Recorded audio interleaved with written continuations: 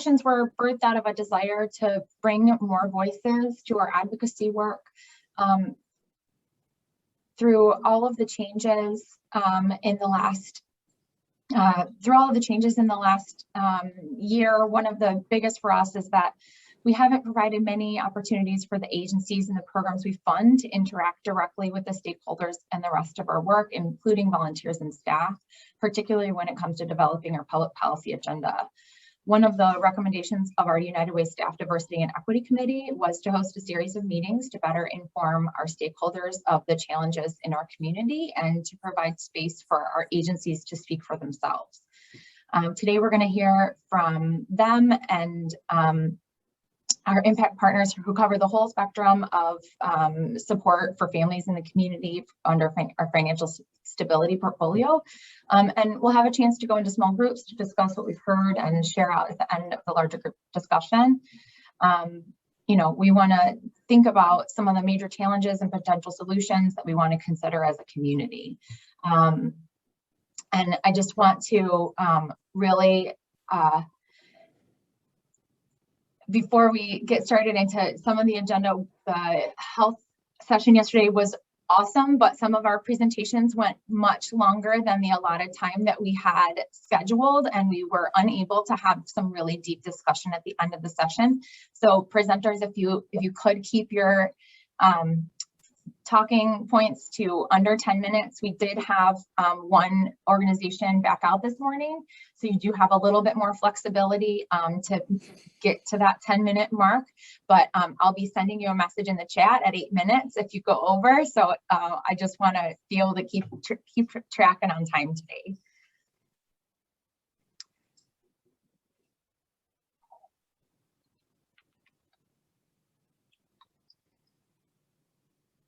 So we all pretty much, I think, know who we serve in the community. You know, the United Way seeks to serve people that we identify as the acronym ALICE, those households that are asset limited, income constrained, and employed. They're families that don't have the income needed to afford the most basic household budget in a community. They're households that earn too much to qualify as in poverty under the federal poverty guidelines, but they're still unable to make ends meet. The types of jobs they hold are cashiers, nursing assistants, office clerks, child care workers, security guards, home health aides, you know, people that are really vital to keeping our economy running smoothly, but they still don't provide an adequate wage to cover the basics of housing, food, transportation, healthcare, and technology, which encompass what we call the ALICE budget. And you can see in your packet on page 2, the ALICE report that's included. You can see the breakdown of that budget there if you wanted to take a look. In the US, 40% of all households in 2018 were considered ALICE. In Miami-Dade, prior to COVID, 54% of households were below the ALICE threshold, which includes the 37% of the households within the ALICE population and the 17% that are below the federal poverty level. This means that 54% of our community does not earn the minimum income that's needed to make ends meet in Miami. This budget creates a far more accurate representation of the cost of living in a community than the federal poverty level. And, you know, our experience last year, the 2020 ALICE report was released in May, and we knew that when those numbers were released, it didn't accurately reflect what was actually happening in our community because we've already been dealing with the impacts of COVID for 2 months. And so we, among many other United Ways in the country, decided to do another survey just of our community, which was not representative, which the ALICE report is, because the ALICE report uses census data from the American Community Survey. But we were able to get reliable responses from over 3,000 members of our community, and it showed that of everyone that responded, 64% of them had income below the ALICE threshold. And again, it's not a representative sample, but it does help to confirm what we knew is that the pandemic did amplify the financial hardship that ALICE households were experiencing. And it also suggests that the number of households experiencing financial hardship was growing. The 2020 report for Florida showed that 46% of the whole state is within ALICE, so Miami has about 9% higher.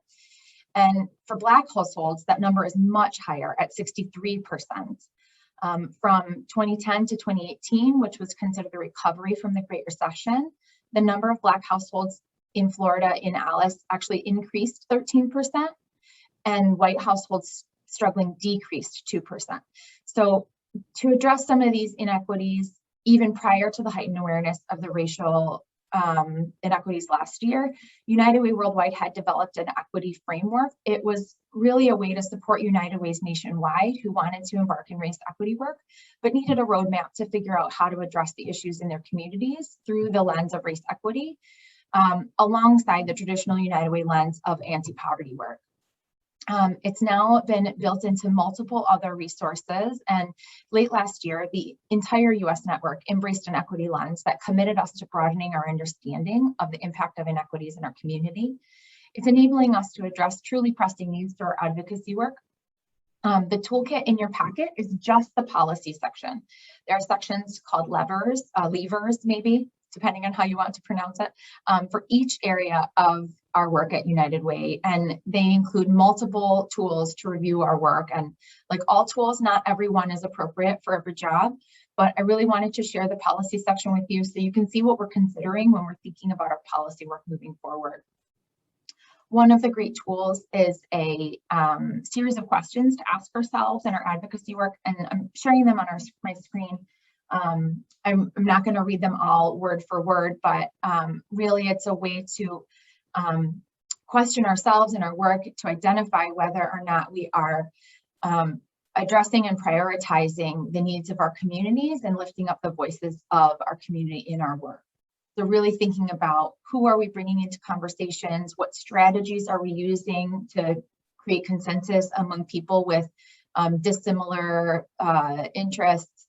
How are we increasing civic participation among marginalized groups? Are we noticing changes in local attitudes around any issues? To what extent are we improving our local organizations' capacity to advocate? And what specific policies are being developed in our community that will help close disparities to create more equitable outcomes? And if you are interested, the toolkit is publicly available, and you can view the entire toolkit by visiting equity@unitedway.org. And the link to that is actually in the addenda on the first page of your packet. Two more things to go over before we start our presentations. Our advocacy agenda every year is developed through conversations with our staff, our public policy committee, with our partners, and then also with other United Way statewide. All of the United Way statewide support what we call a consensus agenda. Miami-Dade has 15% of the Florida General Assembly, and we're one of only 2 United Ways in the state with a full-time policy person. So our voice has a bit of weight in those conversations. To share a sense of what we've advocated for in the past year, the financial stability items for the 2021 agenda are listed on the left, and the results of those are listed on the right. So what we were really hoping for was supporting keeping people in their homes by mitigating the impact of evictions. And the legislation that we followed and that we supported passed through this House, but didn't make it through the Senate. We are interested in pursuing that again in the future. The second item is also under housing, but appropriating all the Sadowski Housing Trust funds. And as many of us know, that whole program was revised and changed. The one benefit of that is that the legislature put language in to prevent sweeps of that funds into the future. And we are, hopefully going to hear from some of the people on this meeting today about how those programs are supporting their work, but also how the limit of that will be impacting their work moving forward. And then the last item was to capitalize on workforce development activities. And the legislature did a complete overhaul of the workforce system this year and created an office under the governor called the REACH, Reimagining Education and Career Help Office. And really, it's expected to ensure people who are seeking help are able to do so in a more streamlined system that has a lot more requirements in terms of quality outcomes on the local career source offices. So, that has is just being created. So we're going to see how that unfolds as those changes come forward. And finally, in your packet on page 13, if we were all here in person, you would have received a very simple little piece of paper like this. And on it, it has boxes for values, assets, barriers, symptoms, and solutions. And one of the things that we wanted to do in these sessions was to give us all sort of a common language to talk through, so that when we are listening to presenters, we're able to quickly take notes that sort of let us organize our thoughts easily. And it will also help us move through the questions in the small group discussions quickly. So if you're able to print this page, great. If you're not, if you could just create for yourself a note sheet on a piece of paper with these different sections. And as we're listening to the presentations, really thinking about what are the things that our presenters are saying? What do we strive for as a community? What would success look like in this area in our community? That's, what do we value? Our assets, what do we do well? What do we have going for us in these areas that we can rely on as best practices moving forward? Barriers, what has been challenging to overcome? What are some things that are year after year we're still struggling to deal with? And then symptoms, how do those challenges show up in our community? So as a hard, concrete example, affordable housing is limited in our community, and the symptom of that is that there's increased insecurity in our housing, and there's increased homelessness, right? The symptom is what we see in the community. The barrier is the public policy, the structural issue that we're trying to identify. And then finally, what solutions may be offered, so we can keep them all sort of organized, and as we move forward, we're able to really keep track in our small group discussions. So our first presentation today is going to be from our own Center for Financial Stability. Unfortunately, Goodwill had to back out today, but we do have his talking points, which I can share with everyone in the chat, so you can download and have for yourself. We'll also be sharing it out along with the notes from the rest of the sessions. So up first, Karina, are you ready? I am. Would you allow me to share? Fantastic. Yep. Everybody has screen sharing, possibilities. So when you're ready to share your screen, just go for it. Awesome. Thank you. Thank you, Karina. Can you see it up there? My shared screen? Yeah, got it. Morning, everyone. So nice to see everyone here. And thank you for the little bit of extra time, Beth, but hopefully we won't need to take up the full 10 minutes. So my name is Karina Ron. I'm the director of the Center for Financial Stability. The center is actually based out of United Way. And we have 3 main sites. 2 of them are housed and operated by our beloved partner branches. The building on the right is where you might be able to look across the street if we were actually meeting in person. That's actually our headquarters at the United Way campus. Essentially what the center does is we provide both direct services and strategic initiatives and regional collaborations to help people move from a place of vulnerability to a place of empowerment. Some things that happen along that path are probably terms that you've heard of before. Things like financial education and literacy, building their skills through capability, and then obviously financial resilience, which involves getting people to a place where they have enough savings to not just live paycheck to paycheck, right? And be able to handle life's storms, right? So I wanted to share with you today, for the purpose of our conversation, one of the frameworks that we use for all the work that we do. And this is actually from an organization, a national organization called Prosperity Now. And this is called the Financial Security Framework. And essentially what this is it is the cycle for asset building. So in order for people, either an individual, a household, or a community, to build assets, these are all the elements that are really important.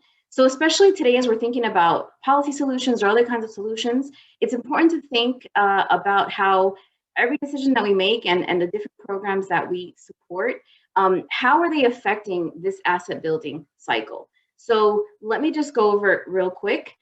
The idea is that at the very top, you see the word navigate. And the idea is that for anyone to build assets, it is critical that they understand the systems involved, right? How do banks work? How does credit work? What the heck is a budget, right? If they don't understand the systems, it's very, very difficult for them to know how to enter at the right place and do the things that they need to do to actually even get a start. So navigation is a key part of asset building. The four center squares that you see, that's probably what is more commonly known as a part of asset building, where you have to have the basic skills to even be able to secure employment, for example. Then you have the ability to earn a decent wage, the ability to save, right? So if all your wages are going to housing or transportation, or then really where's the ability to save, right? And that's a huge problem that we see in our communities. And then ultimately, you want to be able to get to the point where your savings allow you to actually own something, and that's when you actually accumulate the asset, right? One that we commonly think about is home ownership. It is known that home ownership is important for a lot of people. And so the process of actually getting to own a home is something that requires, additional skills, additional know-how, and support. The thing is, though, once you actually own the asset, there's still the problem of how do you retain it? How do you actually hold on to it? And so the bottom rectangle says protect, because financial products like life insurance, auto insurance, home insurance, obviously, all those kinds of things, those are important for people to be able to hold on to these assets, right? And especially important, as we'll see, when we talk about equity issues, the studies have shown, there was actually a study that was based in Miami, and all of our studies show that if you want to address equity issues, you have to get to the point where there's transfer of wealth from one generation to the next. So protection is a big part of that, right? Obviously, you see that it kind of goes back into navigation. How do you do that, right? And so that's why this is really a cycle, because it just kind of keeps going. And if we were to look at how this is being supported throughout our community, and especially in communities that haven't had access to a lot of this, we can see why this is super important, especially if we're thinking about equity kinds of issues. So that is the framework that I'd like to suggest that we think about a little bit today. There's an organization called the Asset Funders Network, and they do amazing work at helping lift up some of the key issues nationally. And a couple of years ago, one of our initiatives is to help the professional development of practitioners on the ground, people who are doing this kind of work. And it's called ThinkCap Academy, and we actually had one event that was completely dedicated to the issue of gender equity gaps. And as a part of that presentation, we highlighted this, and it was partly based on research done by Asset Funders Network. And what this highlights is these are some key barriers to asset building on a national level, and they really affect people at every part of their life cycle. So from birth to past retirement and older age, these are some things that have been identified as key barriers, especially for women. So I wanted to highlight some of these because at the center, we didn't set out to focus on women, but for a number of years, we find that we are serving more than 65% of the people that we serve are actually women. And so obviously we can understand a little bit of why that might be the case. Beth mentioned some of the ALICE population statistics, and one of the statistics is that when it comes to female single-headed households, the rate is 84%, right? 84% of these households are, living paycheck to paycheck or barely able to cover their basic necessities. And so I wanted to highlight this for the CFS because we continue to look at the issues that women in particular are facing. And as I said, these are some of the things that have been shown to specifically and I guess more powerfully affect women. So there's a lot here, and I'm sure we're going to share these slides with everyone, but I'd like to just kind of quickly go through them. I think some of them you probably heard about, and we've been discussing them. But some might be ones that you haven't really heard of. So for example, the lack of access to affordable housing, as we mentioned, right? If you can't, even if you can secure some housing, but if it's taking up 70% of your budget, what does that do in terms of your savings, right? So affordable housing is an issue, affordable childcare, I'm sure many of you are aware. And then we kind of get to things that are related to the workplace. And for the workplace, what has been found is that employer benefit programs are really important to helping people be able to save. In terms of workforce, it's important that there's a little bit more diversity so that our employment opportunities are not just concentrated in the lower paying sectors. There's the issue of unequal pay. There is the issue of a lack of comprehensive family leave. Those are all kind of in that workforce kind of sphere. And at United Way, we are actually going to be increasingly working in that space, as you'll probably hear in the coming years. And over on the right, you can see that this list is actually things that are very much related to what we do at the center and what other financial capability programs do. And so it was great to see that the things that we're doing are actually recognized as addressing things that are seen in all kinds of communities across the nation, right? So some of the barriers are financial education, and the fact that when people don't really understand credit, budgeting, that kind of a thing, they are very susceptible to predatory lenders. Predatory financial products and services in our community, we're talking about payday loans, all those kinds of things. Damaged credit, believe it or not, women have higher rates for being targeted for identity theft and things of that sort. There are some built-in barriers to tax benefits. And so tax policy is something that I know that Beth is very supportive of, and we certainly are as well.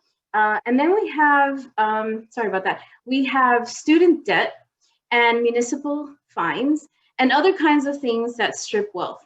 And there's actually a really cool study that was recently done by one of our partners working with a commissioner that is looking at the municipal fines and kind of like the process of what happens when you get just a simple ticket in Miami-Dade and how that actually continues to lead to this cycle of deeper and deeper levels of poverty. So I encourage you to kind of keep an ear out for that because there's some good work being done in that area.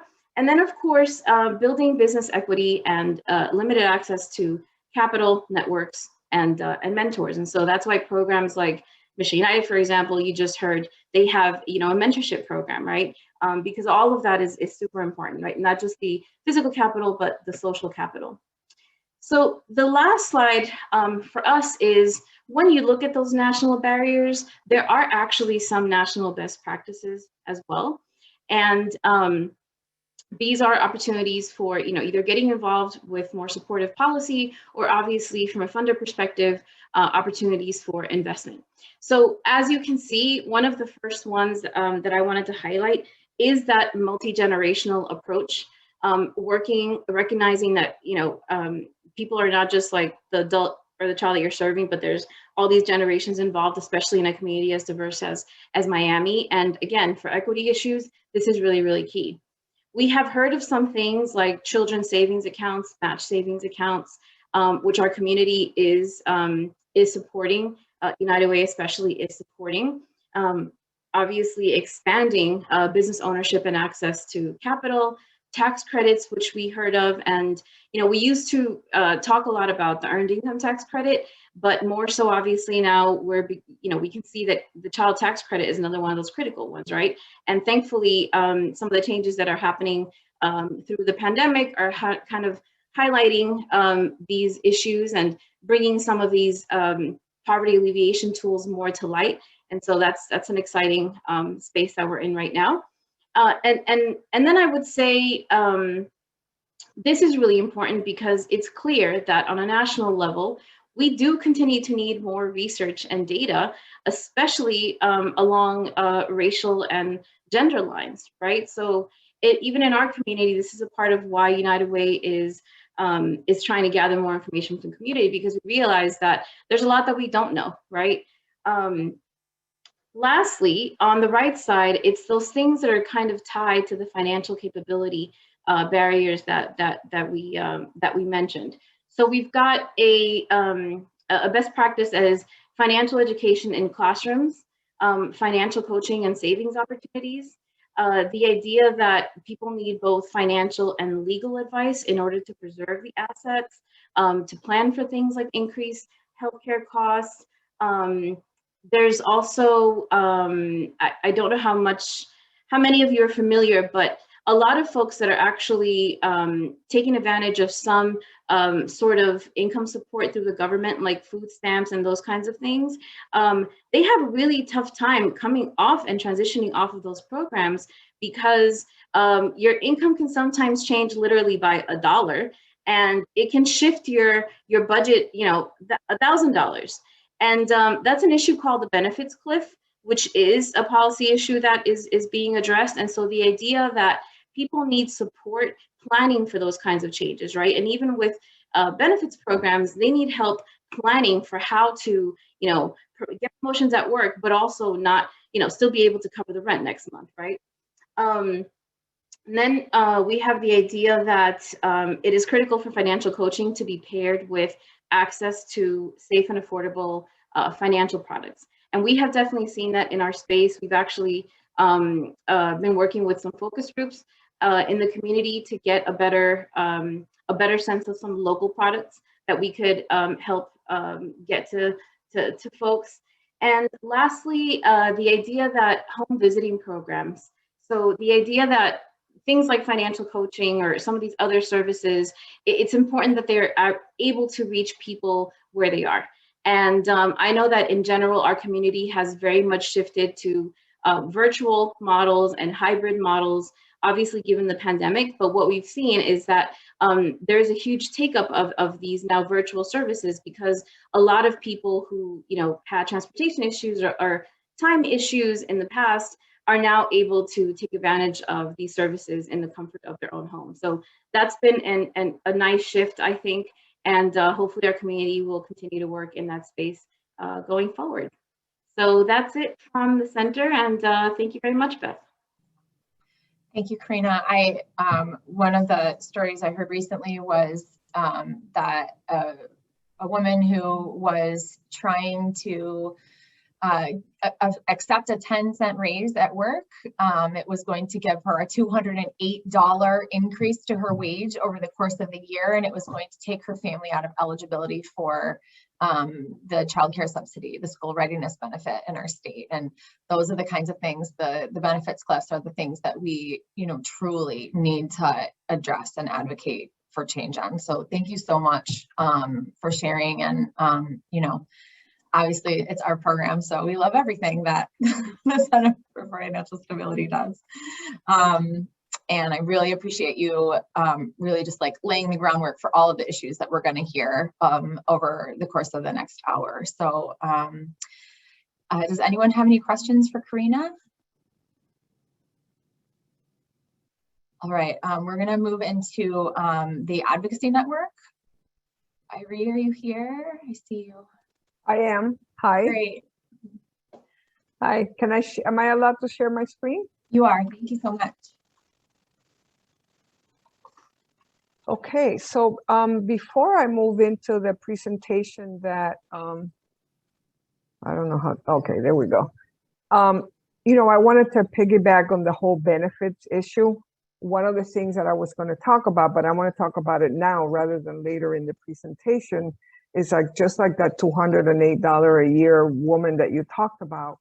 We, this past year, had a social work intern in our agency who has significant cerebral palsy, but she's totally capable of doing the job.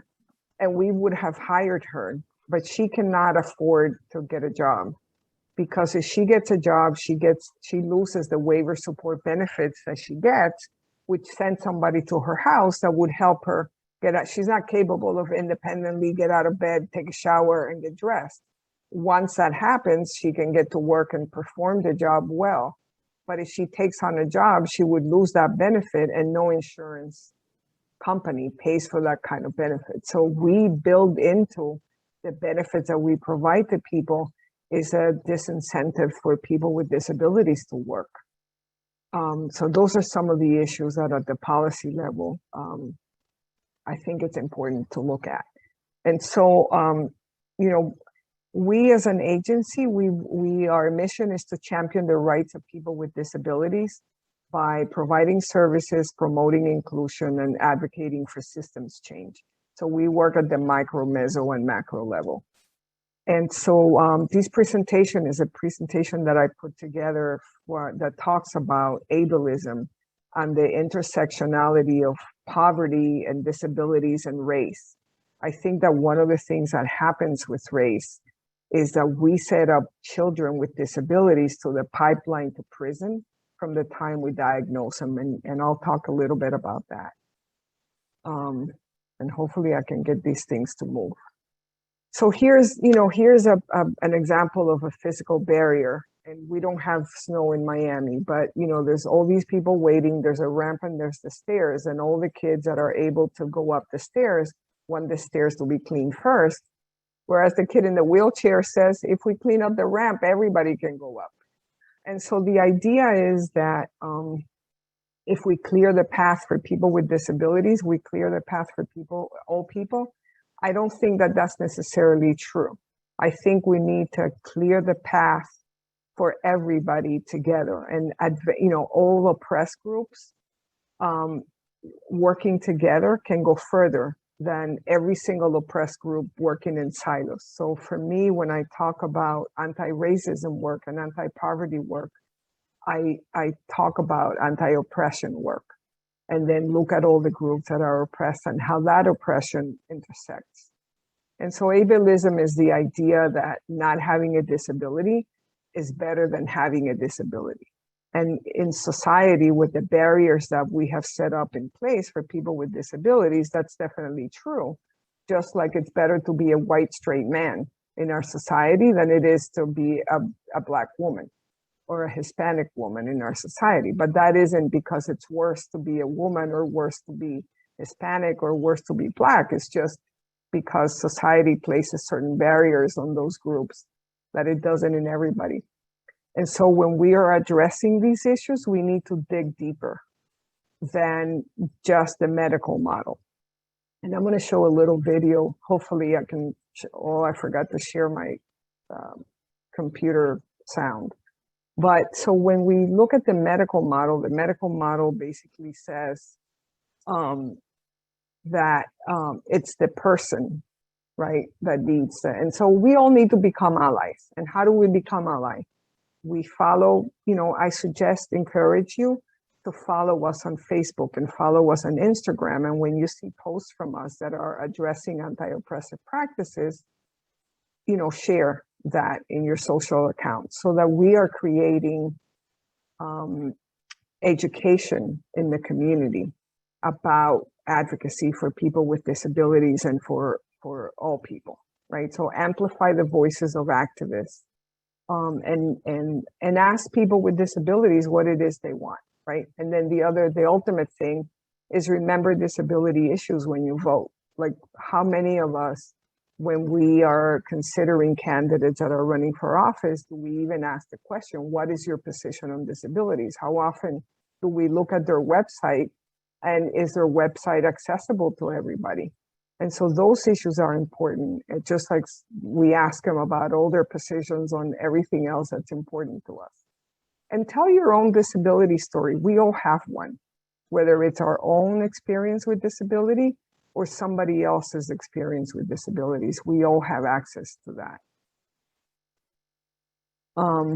This is one of the people that's really responsible for the American with Disabilities Act. And this, for me, just says it all. I don't want to take a lot of time.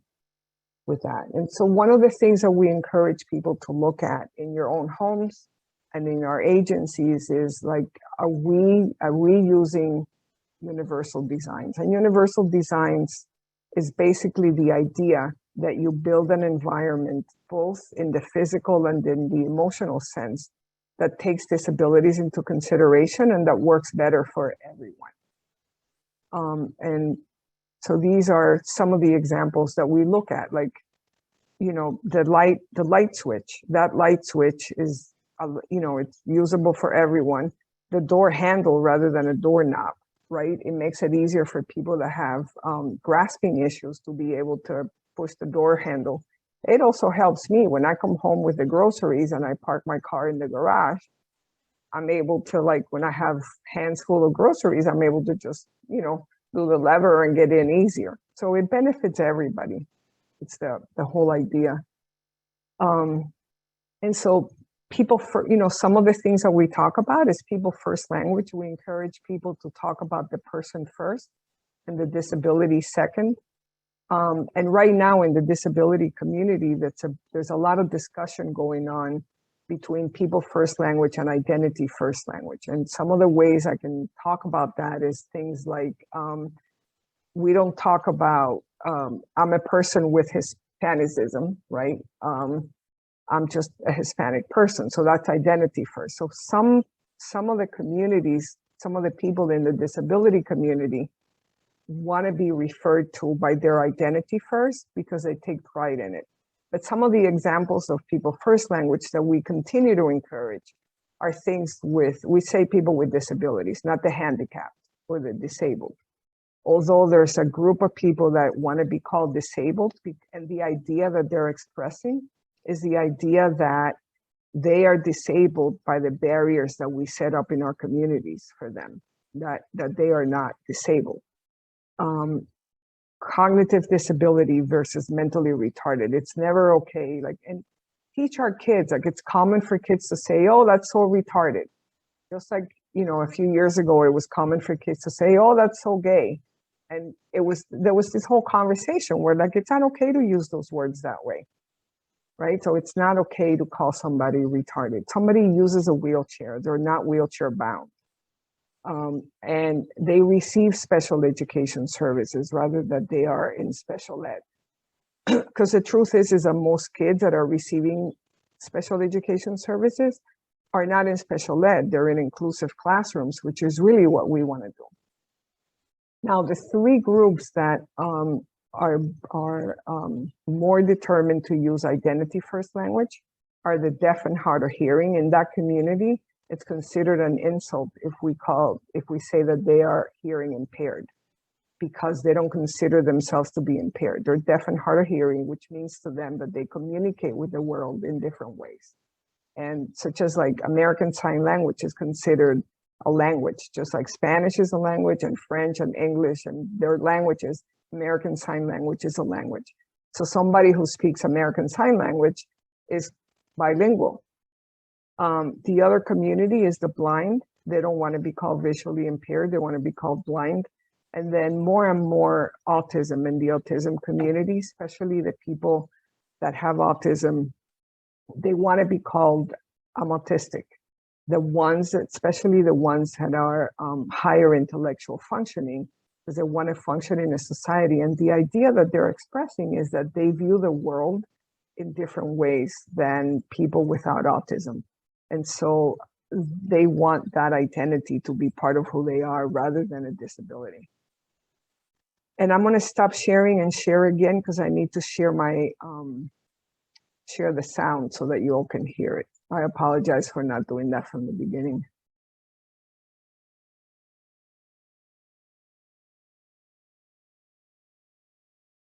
Here we go. Hopefully this will work. Please let me know if it's not working.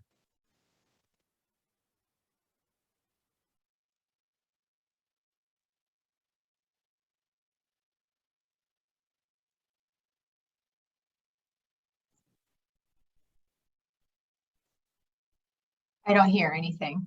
Yeah, it's not talking yet. Okay. According to the medical model of disability, Here now? the word disabled means less able. less able to achieve your potential, less able to have meaningful relationships, less able to play an active part in the world around you, and that this is just your bad luck. This outdated view of the world puts the responsibility of overcoming disabling barriers on the person with an impairment. But this idea is changing.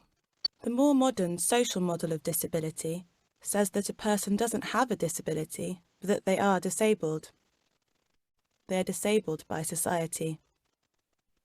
It is the attitudes and physical barriers imposed on them by society that prevents them from achieving their potential. The social model was developed by disabled people and their allies to help them take action against discrimination and to empower people to find solutions, remove barriers, and campaign together for equality and human rights. They showed how people with lots of different impairments face many of the same problems. These disabling barriers include prejudiced opinions and attitudes, restricted access, and people being systematically excluded. The social model looks for the ways that society can be planned and organised in order to provide accessibility, independence, and opportunity in a way that enables people rather than disables them. What we learn from the social model of disability is that disability is a social construct created by social barriers, barriers which can be eliminated.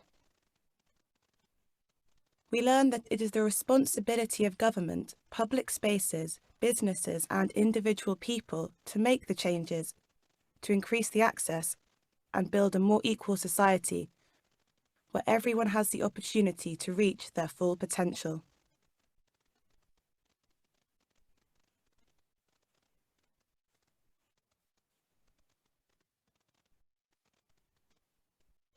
Marie, can you put the link to that video in the chat? Yes. Great. Are you still seeing my screen? Yes. Okay. I'm trying to get back to, I don't see you all. Can you all continue to see me? Yeah, we can see you. Can you see the stop share? Yeah. Okay. There you go. Okay. So I think we're probably out of time. Yeah.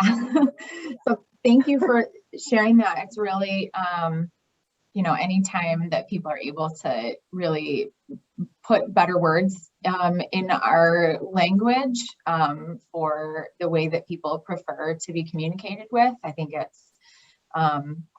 it's important for us to be aware. I mean, that even saying receive special ed services, you know, is something that is a much better way to talk about people. So thank you so much. It's great to share that information with all of us. Can I just take 30 seconds to talk about the diagnosis and the pipeline to prison and what I meant by that? Yeah, absolutely.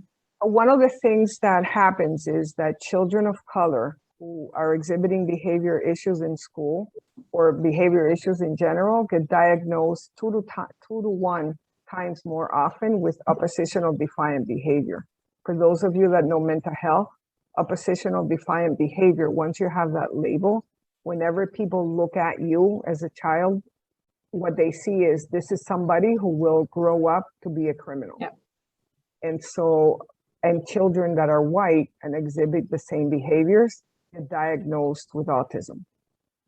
And so that's one of the many, many, many disparities that we have, besides disparity to access of care, in which race and disability intersect to really create problems in the future. Yeah. I mean, are there statistics about that with, you said with white children being diagnosed with autism? Yes, there's a Can you lot share of that with me? I don't have them right offhand, but yes, Sure. yeah, we'll share it with you. There are Great, thank you so much. the autism, intellectual disability versus learning disability. Black and brown kids get diagnosed with an intellectual disability and white kids with a learning disability, which you know carries less stigma. Yeah, of course. it feels like it's not your fault, and the other one feels like it is your fault. Right. Yeah, definitely. Thank you, Irene. Wow. Does anyone have any questions for her before we move on? I think Catalyst is up next. Where are you, Chris? There's Chris. All right. There we Thank you, go. Hello. Irene. All right, let me set up the PowerPoint.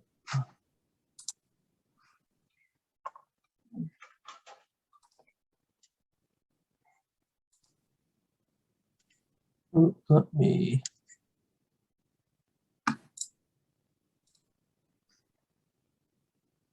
We can see all three of your screens, so you might need to fix that. There we go. Sorry. Yeah. Are you able to see just the presentation now? Yeah, thank you. Okay, perfect. Okay. So my name is Chris Moreno, and I am the Children's Savings Director at Catalyst Miami. And so I'm going to go a little bit very quick of what Catalyst Miami does, and then specifically talk more about the Future Bound Miami program.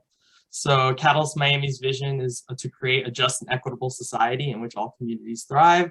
And our mission is, I went too far, to identify and collectively solve issues that adversely affect low wealth communities in Miami-Dade County. So the way we go about doing this is through 3 strategic impact goals. We focus on program innovation, and almost like a kind of in a lab setting where we test different methods that have been validated across the country, and then try to bring those methods here to Miami-Dade County. We are a convener and a connector. So we try to build high impact networks through convening and connecting and creating opportunities to work together and solve problems. And then our other goal is advocacy. And so using advocacy in order to establish these systems that can create a more equitable society for Miami-Dade County. So one of the programs that we are happy and lucky to be able to be working and operating is the Future Bound Miami Children's Savings Account Program. So Future Bound Miami is led by a consortium of partners where Catalyst Miami is the operator of the program. I like to think of the consortium as kind of like the board of directors, and they kind of decide the direction of where the program goes. We have about 10 different organizations, so I really view this as a collective impact model in that we are bringing organizations from public and private together to create this program. And so I'm happy, like the United Way is a wonderful member. We have the Children's Trust, the City of Miami, and then about another list of community partners as well. I won't go through all of them right now. But the program overview is Future Bound Miami is Florida's first universal children's savings account program. It's specifically in Miami-Dade County, providing families with a free long-term savings account option for their child's post-secondary education. And then these families are eligible to activate or open this account when the child is in kindergarten or first grade. Our goals is to address the economic challenges facing Miami-Dade County, and it's a key strategy for achieving a vision of post-secondary attainment. We kind of divided our goals into 2 separate areas, educational achievement and financial capability. So when it comes to educational achievement is to increase post-secondary readiness among students in Miami-Dade County by fostering a post-secondary bound identity that will help to reduce the achievement gap among racial and socioeconomic groups. So really that's understanding is that the research out there shows that children's savings accounts, although they may not have the full, when a child graduates high school when they're 18, it may not have enough money to fund 4 years of college, university, college or university. But the idea is that if we instill this product at a young age, we can begin to build this identity and instill with children that there is a route for you to pursue some type of post-secondary accreditation. The fact that we're giving you this vehicle, turning children from the age of 5 unbanked to a banked child with an account, that their parents can begin to invest, that there'll be program incentives where there'll sometimes be some free matches or money along the way. to then show that there's these building of assets. At the same time, very similar to what Karina mentioned earlier, taking kind of like a two-generation approach and providing financial capability and helping low and moderate wealth families lead healthier financial lives through financial education and sound savings habits. So while we're developing curriculum in the classroom, where children are beginning to learn about financial education at the age of 5 or 6 at kindergarten, all the way through their next 13 years of their academic career, we're also trying to provide that same education to their parents as well, in a capacity that's fit for them to be able to better manage the finances in their household through a variety, whether it's just workshops at the school level, and then hopefully eventually tying in financial coaching as well. Research and impact. So nationally, although this is the first program in the state of Florida, this has been happening since around the early 2000s. The first experiment happened in Oklahoma in the early 2000s with what were called then child individual development accounts, or child IDAs, and now kind of grown from there into child savings accounts.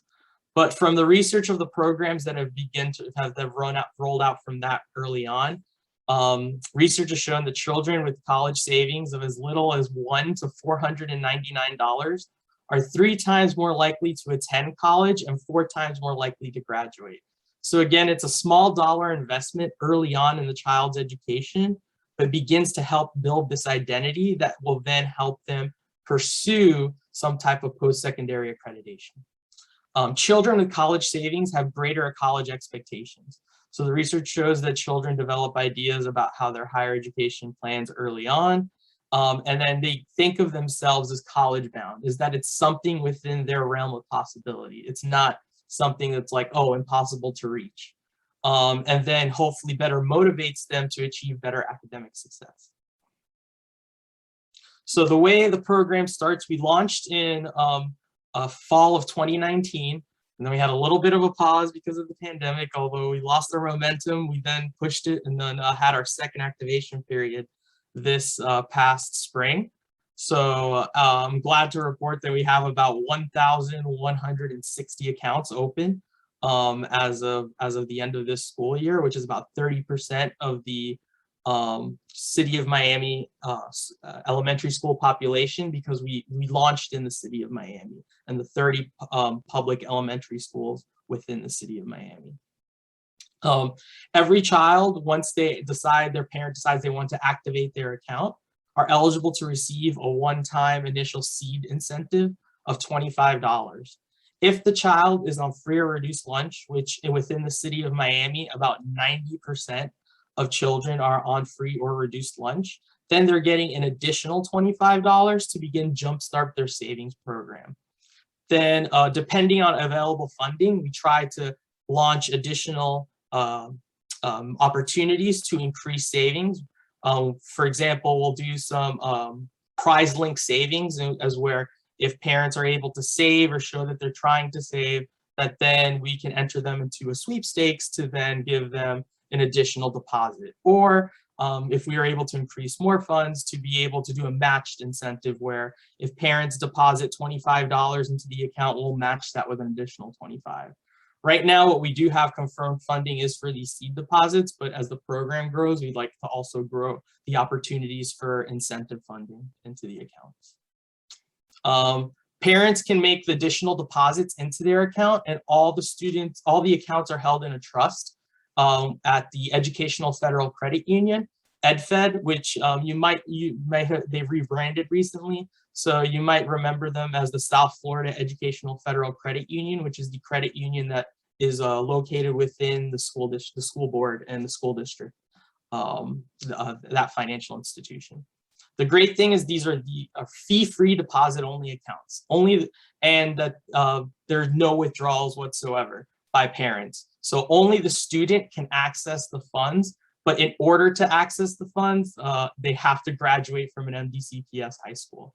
Now, these are the funds that are the incentive, the free money that they've been awarded for opening the account, for if they achieve any additional matches or anything like that. If they were to transfer or anything like that, any funds that are deposited by the parents could be taken out. The funds may only be used for post-secondary educational expenses when the time comes that they turn 18. And then as students move up in grade levels, we ideally want to be providing more opportunities for them to earn some incentive funds, like whether it's the match for deposits, if it's another gamification of prize link saving, some type of opportunities we'd like to ideally provide, like in 2nd grade, 3rd grade, 4th grade, as they go on into high school. Along with this, like we mentioned, we wanted to provide financial education. So all kindergarten and 1st grade students right now, because we are up to our 2nd cohort, so that includes 1st and kindergarten, are receiving financial education from both their teachers and then community volunteers. So we've developed a curriculum along with the MDCPS Department of Social Sciences, where that's actually where financial education falls under in the different departments of the school district. And so we've worked with them to develop a curriculum. It's actually very awesome. And we use Sesame Street videos to discuss, like, what is a career? What is money?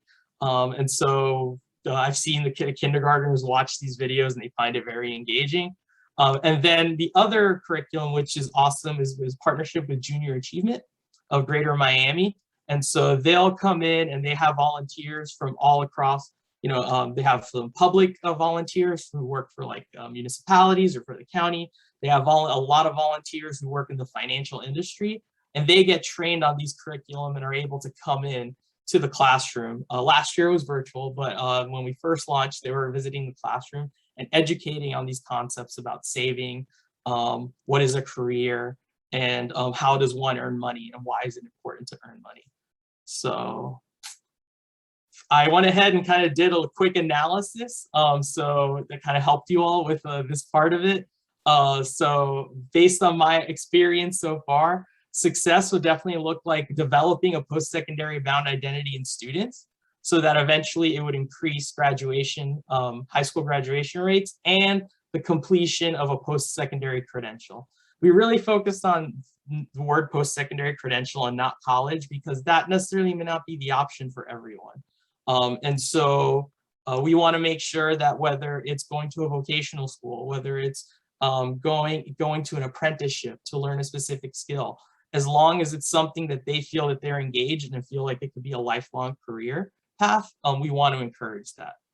Eventually, we want to see that these students are able to acquire a well-paid job and can begin to accumulate wealth so that it can be passed down from generation to generation. As Karina mentioned, one of the biggest ways that we can reduce the racial wealth gap from research and bring people out of poverty is in order to them to create wealth that can be passed down, so that then people are not starved. Yeah. Sorry, it's actually really small on our screens and we can't see it, but okay. If there's any way that you could just share it in the chat, we're definitely going to run out of time. Okay, sorry. I mean, I'm trying to go quickly, but yeah. So do you want me to finish really quick in a minute? Yeah, or do you want to that would be great. Thank you. Okay. Yeah. Okay. So sorry. Yeah, it's really small, but I'll share it. Yeah, the chat, my poking through chat hasn't seemed to be working with people, so I'm going to have to interrupt people. No problem. I'm sorry. I'll just, since this is here, I'll share this. The one thing I didn't share was some possible solutions, and so I'll just share that really quick and then end it off. But nationally, there's a movement called for baby bonds. I don't know if many people have heard of it. It's the idea where the government would begin at birth, would open up a bond of anywhere from $1,000 to begin investing in children from an early age. An act has been introduced by Cory Booker from the state of New Jersey called the American Opportunity Accounts Act. And there's a lot of research you can see about how that can help to begin decrease the racial wealth divide. And then also locally here in the state, right now, these are just savings accounts. Ideally, we'd love for this to be a 529 account, which is an account where, similar to a Roth IRA or a retirement account, but where the gains can be used tax-free if they're used for a specific purpose. For here, it would be for students. And we do have a program, the 529 prepaid or savings plan, but it doesn't allow for students who are undocumented to participate in. And I know New York's plan has now been able to open up to do that. So if we were able to do that, so those are two kind of possible solutions in a state level and national level. But that's it. I'll share the PowerPoint as well. Sorry if I went over time. Thank you. Great, thank you. And up next, Gabriella, are you here? From the Cuban American National Council. There she is. Hi there. Hello, everybody. Good morning. So yes, I'm representing Cuban American National Council, also known as CNC. And I would like to tell you that CNC is a non-for-profit organization that was established since 1972. Our offices are located in Little Havana, and we provide outcome-oriented programs within 4 core pillars of services, one of them being the early childhood education, youth programs, employment services, and financial education. We serve a diverse population from all ethnicities and backgrounds. All services are provided free of charge to our constituents with a purpose to strengthen the fabric of the underserved communities that we assist. Under this tier of financial education services, we provide financial literacy to all the entire family. It begins all the way from our youngsters to the families participating there, all the way to our adults. We assist youth trying to understand how not to pay for college with loans, but instead apply for financial aid. We provide them with work experience, paid work experience, so that they can begin establishing their credit, opening bank accounts, and eventually go into their careers debt-free. So we assist them through that process. Through our financial education program, we like to provide people, we serve a lot of newly arrived immigrants here in Miami-Dade County. And one of the challenges we see is that some of them are documented, some of them are undocumented. So we try to give them also a perspective of how the credit works, why is it important, why is it relevant, and how to maintain it. That all falls under our financial literacy program and workshops. Then we also have the first-time home buyer workshops, which assist people after they do the financial literacy to comprehend and aspire to achieve becoming a homeowner. And also provide them with down payment assistance. Through these workshops, we are a certified HUD agency, and we are able to provide them with services, including credit requirements for obtaining a home mortgage, creating a budget and saving strategies, debt to income ratios, and how to impact the mortgage readiness, and the availability of mortgage loans and down payment assistance programs in the community that they may aspire for, whether it's through Miami-Dade County or through other lenders that we partner with. Unfortunately, due to the COVID-19 pandemic, we have seen an increase in the foreclosure intervention. So we are also assisting our clients that are facing difficulties making ends meet to pay their mortgage. First, initially, we try to assist them getting the mortgage forbearance. And now, as those are expiring, we are now trying to assist them into a foreclosure intervention. These workshops are designed to teach the participants how to set up budgets and realistic budgets, create a plan to pay down debt, and to learn about the tedious foreclosure process and how to avoid it. Our aim is for participants to retain their home, but we also explore the transition options if they are in the ultimate phase where, unfortunately, they will have to see a foreclosure, and it's unavoidable. All of that as well is being rounded with the credit counseling and the financial capability. And it's all about teaching the families about the credit and debt, designing a spending plan, understanding their budgets, and develop a saving strategies. We try to teach parents from our early education center how to save for college, how to prepare, how to enroll in the Florida prepaid plans for our families with youngsters that are 14 years old and above, how to prepare for college now that you don't have so much time available, and how to work with lenders and how to work with institutions that we partner with to apply for the scholarships, etc. And for adults, it's also about the attitudes about money, the importance of building the 401k plan or a retirement plan option, and also review the financial situation. One thing that we also see for elders is identity theft. That is a topic that we are seeing more often, and is people coming to us with identity theft situations. So we try to give them workshops about prevention and resolution. Identity theft is the fastest growing crime in the US and occurs when someone else uses your personal information to obtain credit cards and loans fraudulently. They learn how to prevent it and the steps to take promptly to mitigate its effects. Due to the COVID-19 pandemic, I think that we are all seeing many different barriers. Some of them for our community that we serve, it's primarily language.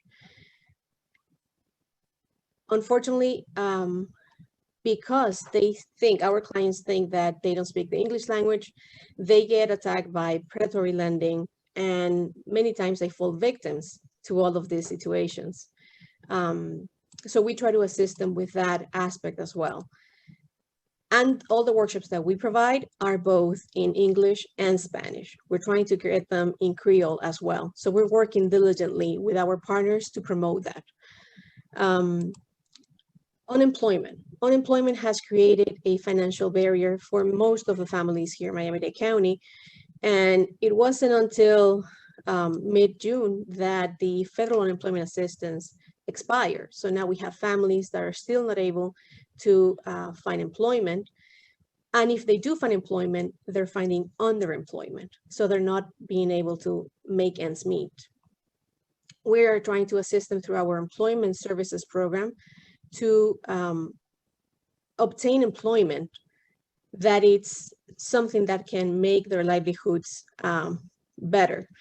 So we are having a strong connection with our program with employment services. We see the increase in mortgage foreclosures due to this, and also something that is not related to the program, but it affects the families that we serve, is the food insecurity. This morning at 8 a.m., we were partnering with the Miami Marlins to collect about 120 food boxes to distribute to the families that we serve here at CNC.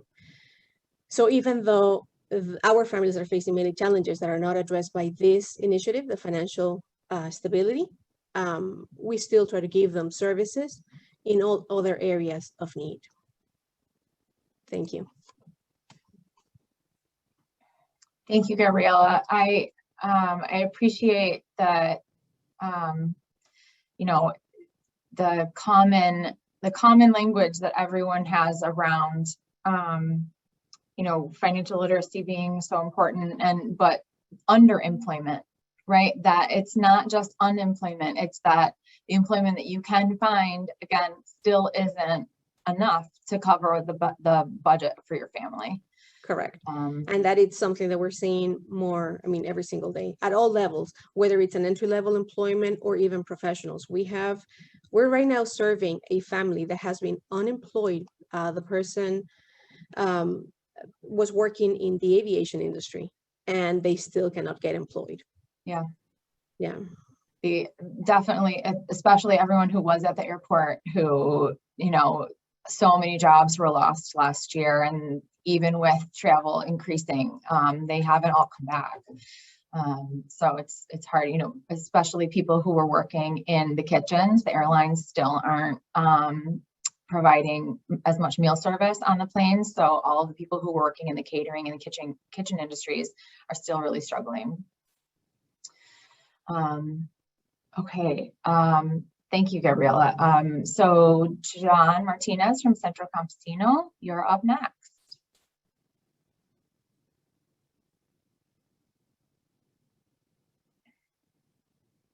see him, but he is still on mute. Oh, there he is. Hi, John. Good morning. How are you all? Good morning. Thank you. Were you here at the beginning when I scolded everyone about trying to stay within their 10 minutes? Yes, I was not aware that I was presenting, but it's a pleasure to be with all of you. Thank you, United Way, for everything that you're doing for Miami-Dade County and actually much larger area that you have an impact on for the residents, but also for strengthening our ability as impact partners to be able to work that we do. So real briefly, Centro Campesino was created in the early 1970s to deal primarily with the deplorable living conditions of agricultural workers. Today, though, we're doing business as Centro Campesino. We were the Centro Campesino Farm Worker Center. We're doing business as Centro Campesino, and we serve a demographic that's pretty consistent with the demographics of Miami-Dade County. Our primary lines of business are affordable housing. Within that strand, in our history, we've built over 500 single-family homes and sold them in the affordable market. I will tell you, 2015 was the last time we built 10 single-family homes in Florida City. They're beautiful. The profitability just hasn't worked in terms of what it would cost to build, what they appraise at, and what someone in our community can afford to pay. So let me give you real quick. We built them with the intent of selling them in the affordable market. They cost $210 to build. When they were built, they were appraised at $80,000, and so we did get the approval to make them rentals for large families.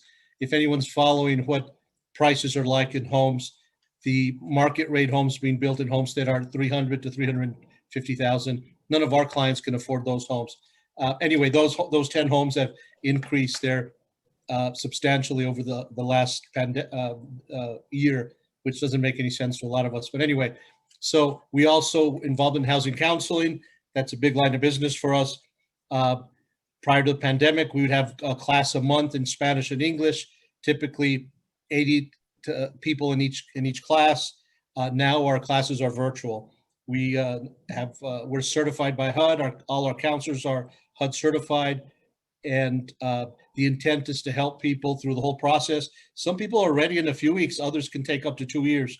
But to be able to find a home and buy a home and keep the home also, that's becoming more and more challenging. We're starting to work on foreclosure mitigation right now. Again, we hadn't done that in a few years. And we also manage affordable housing in the local community as well, 132 units. The other line of business is we also weatherize homes in 15 counties, excuse me. I keep thinking Miami-Dade is ours, but it's not. It's really not. It belongs to the county. Wishful thinking. And that's over 135 homes a year that we weatherize. We're involved with United Way in a big way in disaster recovery and repairing homes damaged by Hurricane Irma. We repaired collectively with United Way and many other funders.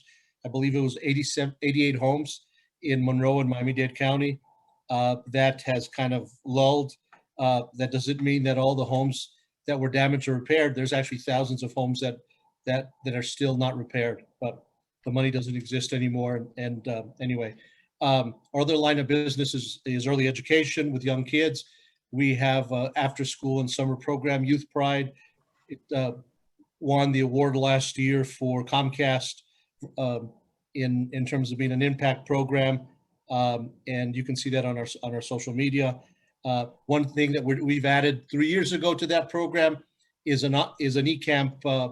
Imagine middle school kids going through an MBA curriculum. They're not going to get a business degree, an MBA, but they will learn all the aspects of business and how to design, start visualizing what makes them happy, and then design a business plan, and then defend that in front of a group of investors.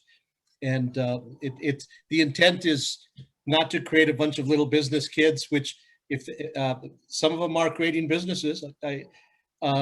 The intent is so that young people become entrepreneurial in the decisions they make in their life, whether it's Do I get in that car with my cousin and his friend, or do I do my homework? My cousin's fine, but his friend is bad news. What do I do? Anyway, so that's another line of business. Bill is on the line. I'm sure if I forget something, he'll remind me. We have several other lines of business, and what else? I mentioned weatherization. I mentioned housing development and management. John, I think that's a really good representation of everything that Centro Campesino Okay. does. It's a huge huge let list that you have in the community. Let me make one comment in terms of what's going on right now. Other people have mentioned the impact, economic impact. So food and economic insecurity has not gone away with the pandemic. The pandemic has not gone away. If people are paying attention, the pandemic is coming back, and probably worse than ever. We are funded by the Health Foundation of South Florida. We sub-grant 6 organizations locally to do door-to-door. We've been doing this actually since September of last year, offering testing. We're offering the vaccine right now, but we're going door-to-door to people's homes. We don't enter people's houses, but we can give them information and encourage them to get tested and get the vaccine. We also just found out last month the CDC is funding us directly. It's a small grant, but it's a big honor. That is a community engagement activity that we're doing along with food distribution and other activities as well. So all the groups, branches, of course, can't forget them, our partner, and United Way in terms of financial capability and helping people. A lot of people need help right now. We just got funded. We've been doing a demo with our own money, but we just got a small grant to start doing housing counseling for renters. We've been providing, with United Way, we provided, I think, a few $1 million of rental assistance. We're doing a demonstration now of working with renters so that they can do some financial literacy and design plans. When you're in crisis, that doesn't seem important, but it's all part of a strategy. We believe that there's going to be a lot of people facing foreclosure and a lot of people facing eviction, and they're going to need money. They're going to need other help as well. That's all. I hope I didn't go over my time. Thank you. No, thank you so much, John. I appreciate your very concise and very informative. I think that just knowing all of the things that Centro Campesino accomplishes in the community is really important. And I don't know if anyone can see, but I'm writing furiously. So thank you so much. Our final, but clearly not last, presentation this morning is with the YWCA, Carrie Ann. Good morning. I'm going to be like John. Thank you. Hey, John, good to see you. So, John, drop your email address in that chat for me, will you? I am sending it right now, love. Thank you. So, Carrie Ann Royce, President, CEO of YWCA South Florida. Thanks for having us here, and seriously, thank you to the United Way for this forum, and Beth for making sure that we had these conversations happening between legislative sessions so that we can have a really robust dialogue and plan going into the next legislative session, and that we kind of are all together brainstorming at the table. Overview of YWCA. We are in the business of eliminating racism and empowering women. So everything that you've heard from all the presenters prior to us, especially some of the stuff you heard from Karina, and a lot of how the ALICE issues are disproportionately affecting women, especially single heads of household. That 84% like plagues us every single day in our work at YWCA. What does that look like? We focus on 3 core areas, which is education, which starts from preschools all the way through adult education and job skill and upskilling trainings. Safety and advocacy. So we have programs in our courthouses that support women, especially women. We also support men, but families in their full participation of their human rights. So if a family has to go to the courthouse for whatever reason, we have drop-in childcare for those families so that children aren't in the courtrooms. And more importantly, so that children and childcare are not a barrier to being able to fully participate in the legal process, that they have a safe space for their children to be while they fully participate in whether it is domestic violence court or other kinds of court and other injunctions and other hearings that they need to be a part of. And of course, there is the health aspect of it, that we support breast and cervical cancer especially, but a lot of the health outcomes that we know disproportionately affect women and women of color, we are very involved in. And for today's conversation, our economic justice framework of programs at work. So we've been doing work in economic justice for a really long time. But I think just like everyone else, that has continued to ebb and flow with the needs of our communities. And when we look at what women of color are facing and have been facing for a long time, we realize, or better yet, we are more laser focused on the equity framework and thinking about kind of the complexity of the lived experience of women of color and why it is that we see 84%. And that's because there is this intersectionality of race and gender. And when I heard some of the conversations that were had even prior to this in regards to persons with disabilities, there are so many similarities in the disproportionate impact. There's so many similarities in the conversation. There's so many similarities in the definitions. When you think about race, gender, and being disabled from being able to fully access all of the assets that the community has to offer for families and for women of color. So the reason our framework exists as it does is because of that multiplicity of lived experiences. So we put relationships first, and we want to understand, and we heavily value not only the relationship, but the desire of the person to solve their own issues and to have choices in how they approach doing that. And we understand that their lives are not singular, that their lives have various challenges and sometimes various opportunities, and that they get to self-define where their challenges lie. For us, we might think they have a childcare issue because we have a definition of childcare, but they may not feel that their childcare issue is their greatest issue. And therefore, we help them to structure a response to their lives that make the most sense for them and allow them to move along in their goals. So that's why childcare, health, economic access, as well as education are all really important in the framework, because you can't get to saving and you can't get to upskilling and putting yourself in a training program if you can't meet your basic needs, and if you don't have if you have transportation challenges, and if frankly you don't have food in the refrigerator or someone to watch your child after preschool's done. So it's a full continuum that is driven by the relationship and conversation with each of our clients to understand their needs and their desires. So United Way has had a relationship with us for a really long time in regards to our financial capability work, everything from much of what our partners have shared around financial literacy, understanding if you don't know what a basic savings account is, how to have a checking account, how credit. Those are some frameworks that have to be built. We also have a match savings program where if a young entrepreneur, young in the sense of their business acumen, or a mother, for example, we talked about the importance of savings, has a goal of whether it is having an emergency savings account or affording something that's going to elevate their business or propel their goal to realize their outcomes of financial capability, we walk alongside them and match them dollar for dollar up to $1,000. Obviously, you can imagine that our match savings program has a waiting list from here to, you could just imagine, but they walk through a training program to understand all those minimum financial capabilities. They set the goal, and once they have exercised the ability and show us that they themselves can save towards this goal, we then match them towards that goal as well.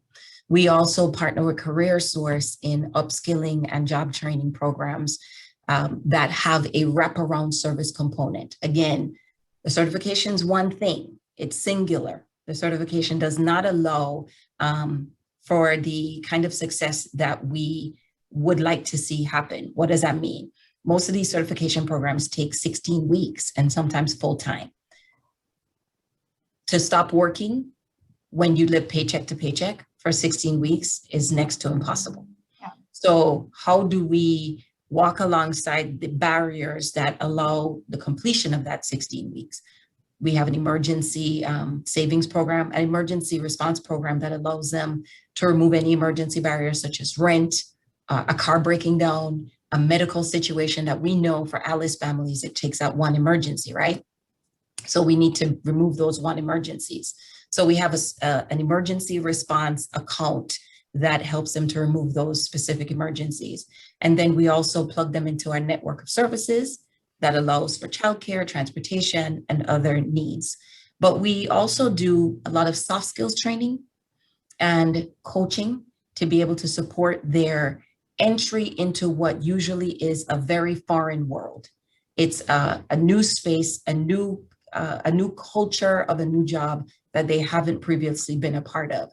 And what we found was that the skills without the success coaching to introduce and inculcate the new area of work fell flat and was not successful. So we had to remove the emergency barriers. We had to do soft skills training. We had to make sure that there was this success coaching and case management that was happening to ensure the wraparound services that make that certification and that economic mobility possible in the end.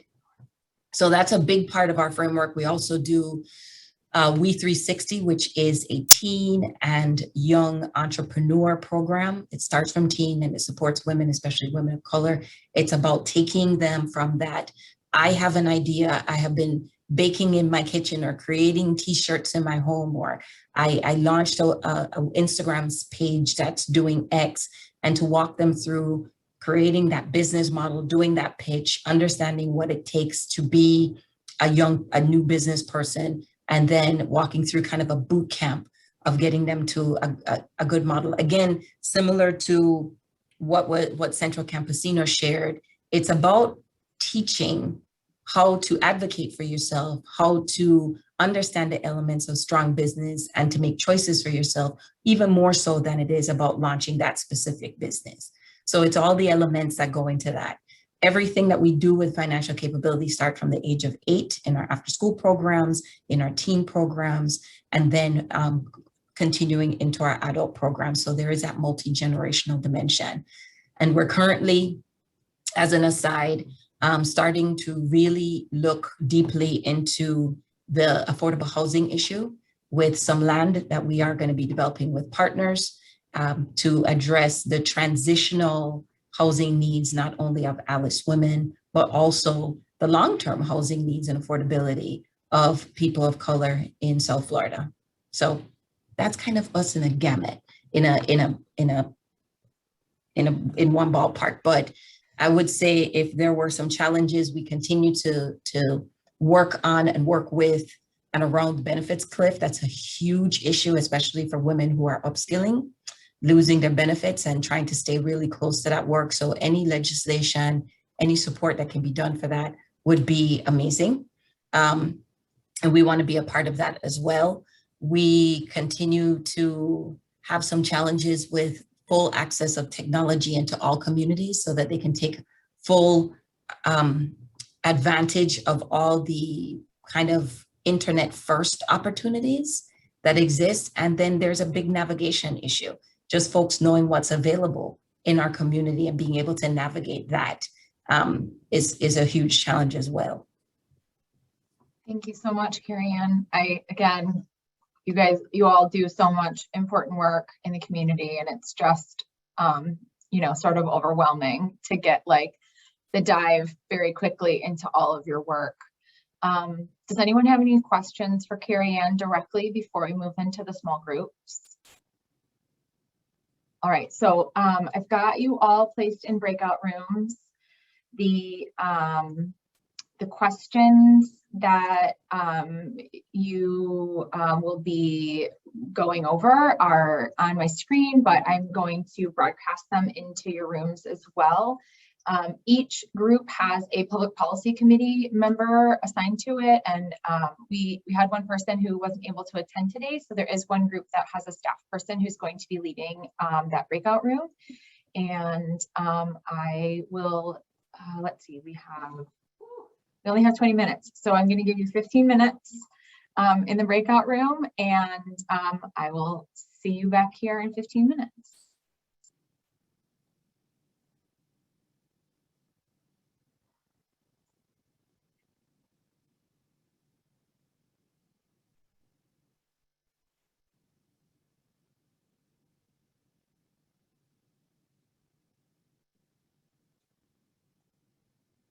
It feels like going into the transponder in Star Wars or Star Trek.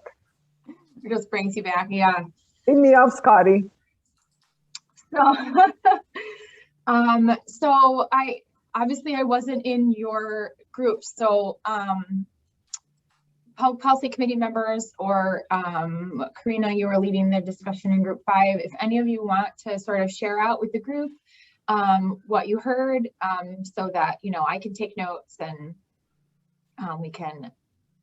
we have about 5 more minutes, so we're gonna make this speedy.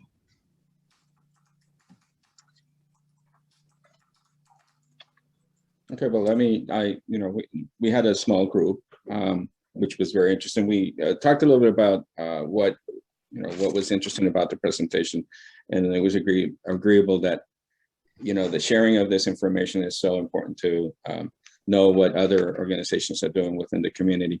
But it all resonated very similar of the needs of the community. We talked a little bit about one subject about housing and how it's affecting Dade County, and how we can alleviate that, not only locally, but also pass the word over to our representatives up in Tallahassee, so they can really leverage funding to come down and help us and assist us here with our housing problem that we have, specifically for the older adults.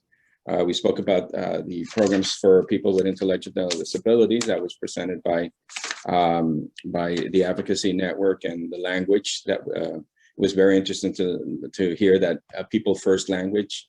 A lot of times we skip that. We avoid, not that we avoid, but we don't say the correct words, and words change almost every day. I mean, from intellectual disabilities with people with special abilities. So we have to be on the top of it, especially us that work directly with the population.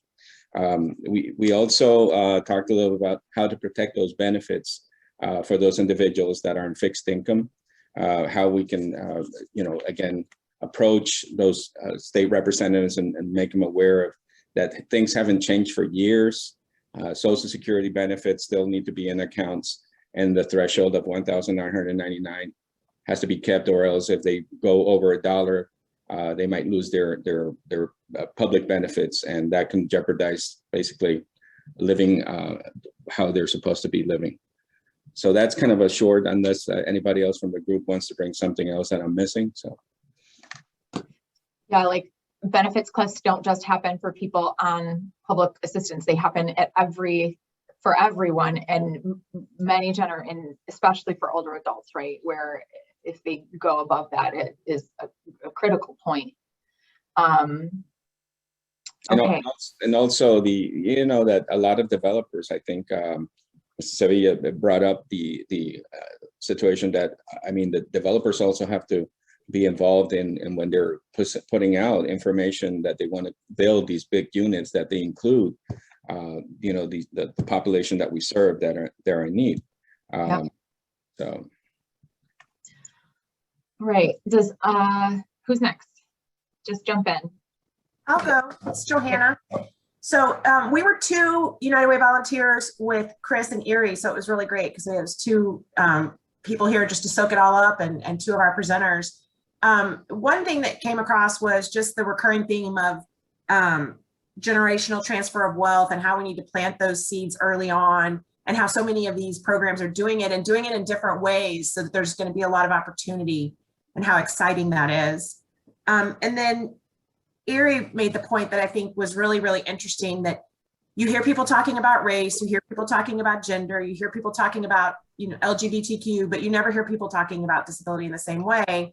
And the disability population is part of all of those populations, and it really has to be incorporated more clearly into the discussion and understood that benefits for that group are benefits across all those other marginalized populations or minorities, or I don't know what the right term is, which is probably really bad at this point in today's presentation. But and then the other thing that we talked about was how it's just so frustrating that the solutions aren't holistic.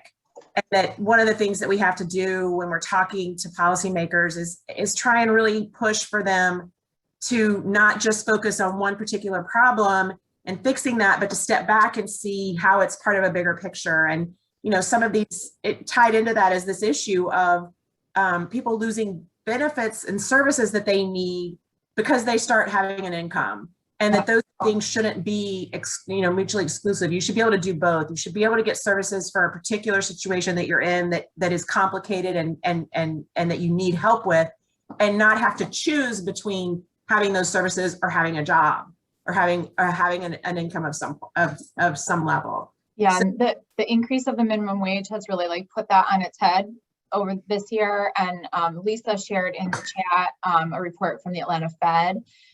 We, as United Way policy staff, we just met with the Atlanta Fed talking about benefits cliffs and how we as an organization statewide can really start to share out information over the next few months. It's going to be a huge part of the conversations that we're having, really encompassing all of these things for everyone over the next year. There is an awesome tool that has been put together by the Atlanta Fed and Goodwill Industries that is going to be really helpful moving forward in these conversations, really showing where those benefits cliffs lie for individuals. So I know we're over time. If anyone can stay and still wants to share and keep sharing out, I'm going to stay for as long as you want to. So if you have to drop off, we understand. But for anyone else who still wants to share out, we're going to keep recording and we'll just keep going. This is Daryl. I could stay just a bit longer. I had a really great group with Polo, Gabriella, and Mary and Vanessa, and we covered a lot of the topics that others did. So I won't go into that. But what I thought one of the interesting and unique thing that we talked about was this gap between excellent programs like Future Bound that are starting to educate kids and give kids incentive to save at an early stage, and the importance of building generational wealth at the end. But then this gap in between that time period, I think there's a reality gap that obviously is connected to the benefits cliff. We talked about that, where people want to work, but they make the rational economic decision that it doesn't make sense to take on certain jobs when you're going to lose all of your benefits. So one of the policy things that we talked about are there ways to push for, tiered benefits. I think it was Mary highlighted that the interconnectivity, that at certain income levels, you not only lose whether it's unemployment or Medicare, maybe it affects your subsidized housing, affects food stamps. So all thinking about the incentives that are in place and things like the 529 program, great, but those incentives aren't enough to overcome the reality of I'm working hard every day just to get enough money to put money on the table. I can't put enough away for a 529. Yeah. Education is really, really important, but if there's not a practical, real incentive to make it an intelligent decision to put some money aside each month, then your education is going to go nowhere. And I think Polo talked about, and then Gabriella talked about that, is clients are making very rational decisions that, no, I want to put money away, but I simply can't do that. So, so we think about policy incentives would be probably the big thing that, from a policy standpoint, we could be doing more proactively. Great, thanks, Daryl. I saw that Giovanni had to drop off the call. So just for a quick summary, our group, several speakers honed in right away on the inclusiveness And one of the things Giovanni said that stuck with me is this idea of, really starting from our demographics and working out from there and really understanding, who it is we're trying to help and deal with. We talked a little bit about all of us being able to work differently moving forward and being more sensitive in terms of how we're applying labels to folks, because those follow them for a lifetime. And some of the solutions that were suggested by folks were, institutions, organizations, programs, maybe utilizing checklists, agencies that are working in our community, ways that we could help them be more aware of who our community is, be it older people, younger people, people with disabilities, people from different racial and ethnic backgrounds. And then to really think about when new organizations come to our community, how can we maybe through chambers or other groups like that, connect readily with new groups and really help them understand who's here or how to serve them better. I thought that was interesting. That's not necessarily a policy, it's more about ways of doing business in our community, but certainly that's something we can advocate for. And then just the last two things that I think were very substantial in terms of policy is, number one, looping back to part of the presentation that was about increasing the set aside for people with disabilities and really taking this idea of, mixed housing, mixed use, really advancing that in terms of including people with disabilities. And then last, also interest in our group on the benefits cliff and focusing policy-wise on what could be done there. And Leslie, Johanna, Alexa, I don't know if I missed anything, but please add if I did. Thank you, Linda. Right. If anyone wants to even scan or photocopy or whatever their notes and send them over to me, if we were in person, we were hoping to be able to sort of capture these in some way in person. But if you are able to share your notes with us so we can really capture more than what, myself and Mary and Linda, who will all be able to share internally in the Public Policy Committee. But we also have information from Goodwill that they weren't able to share this morning that I will share out with everyone as well. I think everyone probably needs to drop out for their new meeting that they're 6 minutes late for.